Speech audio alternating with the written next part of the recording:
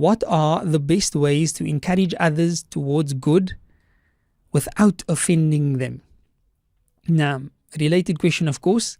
So you want to be an example for others, and you want to share the teachings, the beautiful teachings of Islam that you've learned.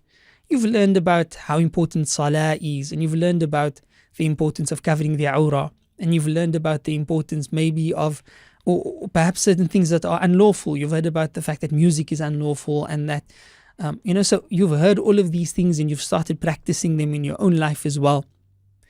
And now you've also learned that, look, not only must you change, but you also can't be around people who are doing things that are wrong. And, so you're learning all of these things. Now you're asking the question, mashallah, what's the best way to do this without actually offending anyone? Because, and this is the basis of the question, you often find that people will become offended, right? Which is, of course, not strange.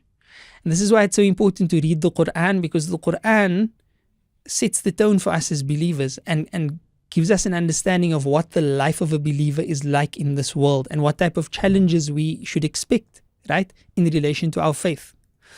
The people told Nabi Salih, "Oh Salih, you used to be the person that we had high hopes for in this world, and now you're calling us to make salah, now you're calling us to leave idols. We used to think highly of you, but now you've become, one of these long-bearded guys." I'm of course paraphrasing. But it can be challenging, and people do sometimes take offense. I mean, the people in the story of Surah Yasin, when Habib al-Najjar comes and he tells them, they stoned him to death. They were becoming upset that these prophets were calling them to Allah, and then they became upset because this other man is now calling them to listen to the prophets, and they stoned him to death as a result of that. So people do become offended. This is why the Prophet Muhammad ﷺ emphasized gentleness in one's approach in giving nasiha, right? He taught us in various ways that, for example, inna rifqa, indeed gentleness, la yakunu fi shay'in, you won't find it in something illa zanahu, except that it will adorn it and beautify it. Wa la yunza'u min shay'in, and gentleness is not removed from anything illa shanahu, except that it will make it ugly, it will disgrace it. Right? So gentleness is a beautiful quality. Rahmah is a quality of the believers. وَتَوَاصَوْا بِالصَّبْرِ وَتَوَاصَوْا بِالْمَرْحَمَةِ. Right? They encourage one another with sabr, as Surah Balad reminds us. And sabr means to be steadfast in the Sirat al-Mustaqim. So there is really a direct answer from the Quran. Encourage one another with sabr. Encourage one another to stay steadfast. وَتَوَاصَوْا بِالْمَرْحَمَةِ. But they also encourage one another to be merciful and gentle and kind and loving towards one another. This is the quality of the believers. So وَتَوَاصَوْا بِالْحَقِّ, they encourage one another with the truth. وَتَوَاصَوْا بِالصَّبْرِ, they encourage one another with steadfastness. But they also encourage one another with steadfastness on the truth, with mercy. And of course, we take our cue from the Prophet Muhammad sallallahu alaihi wasallam. Allah Azza wa Jal, He taught Rasulullah sallallahu alaihi wasallam how to call people, and then He told us the nature of that call. He said, وَلَوْ كُنْتَ فَضًّا غَلِيظَ الْقَلْبِ لَانْفَضُّوا مِنْ حَوْلِكَ. Had you been harsh or hard-hearted, they would have dispersed from you. فَعْفُ عَنْهُمْ, so pardon them. وَاسْتَغْفِرْ لَهُمْ, seek forgiveness for them. وَشَاوِرْهُمْ فِي الْأَمْرِ, and consult with them.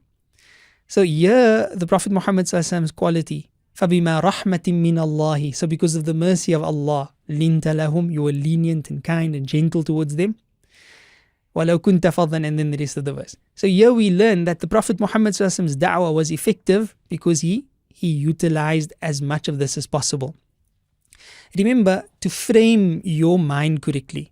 And your mind shouldn't be, I'm right, they wrong, and I need to bring them right. Right?